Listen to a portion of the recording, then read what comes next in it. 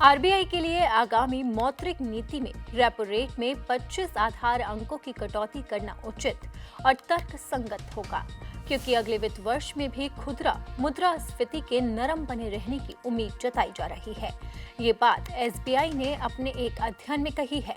अगर repo rate में कटौती होती है तो ये आम जनता के लिए किसी बड़े दिवाली गिफ्ट से कम नहीं होगा, क्योंकि 22 सितंबर से जीएसटी की नई दरें लागू होने के साथ ही जनता को पहला बड़ा तोहफा तो मिल ही गया।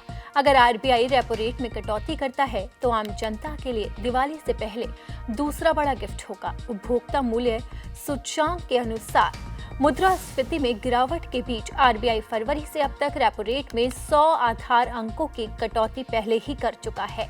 लगातार 3 बार रेपो रेट में कटौती करने के बाद आरबीआई ने अगस्त में ब्याज दरों को यथावत रखा था। नीतिगत ब्याज दरों पर फैसला लेने वाली आरबीआई गवर्नर की अध्यक्षता वाली मौद्रिक नीति समिति 29 सितंबर से 3 दिवसीय विचार विमर्श के लिए बैठक करने वाली है। इसमें लिए गए फैसलों का ऐलान 1 अक्टूबर को किया जाएगा। भारतीय स्टेट बैंक के आर्थिक अनुसंधान विभाग की शोध रिपोर्ट एमपीसी बैठक की प्रस्तावना में कहा गया है कि सितंबर में ब्याज दरों में कटौती करना उचित और तर्कसंगत होगा, लेकिन इसके लिए आरबीआई को एमपीसी में एक राय बनानी होगी, क्योंकि जून के बाद ब्याज दरों में कटौती की संभावनाएं वास्तव में अधिक होती है। रिपोर्ट में कहा गया है कि आरबीआई का रेपो रेट में कमी को लेकर राय मशवरा एक महत्वपूर्ण टूलकिट और जून की एमपीसीपी की बैठक के बाद इस तरह की चर्चाओं ने रिटर्न को मजबूत बनाने में प्रमुख भूमिका निभाई है। अगले वित्त वर्ष में भी मध्यम बनी रहेगी मुद्रास्फीति। रिपोर्ट में ये भी कहा गया है।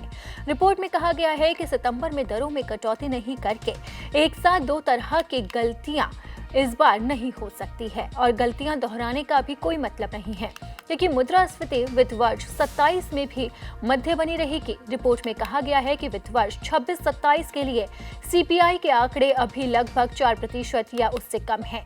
जीएसटी को तर्कसंगत बनाने के साथ अक्टूबर को सीपीआई 1.1% के करीब हो सकता है, जो साल 2004 के बाद से सबसे कम है। जीएसटी सुधार से मुद्रास्फीति में आ सकती है 65 से 75 आधार अंकों की गिरावट। वहीं सीबीआई समूह के मुख्य आर्थिक सलाहकार ने इस रिपोर्ट में अनुमान लगाया है कि जीएसटी को बड़े पैमाने पर तर्कसंगत बनाने से उपभोक्ता मूल्य सूचकांक आधारित मुद्रास्फीति में 65 से 75 अंकों की और गिरावट आ सकती है, जो आम जनता के लिए बड़ी राहत होगी, क्योंकि अगर रेपो रेट में गिरावट हुई तो उनकी ईएमआई भी कम हो जाएगी और ये दिवाली से पहले बड़ा तोहफा होगा।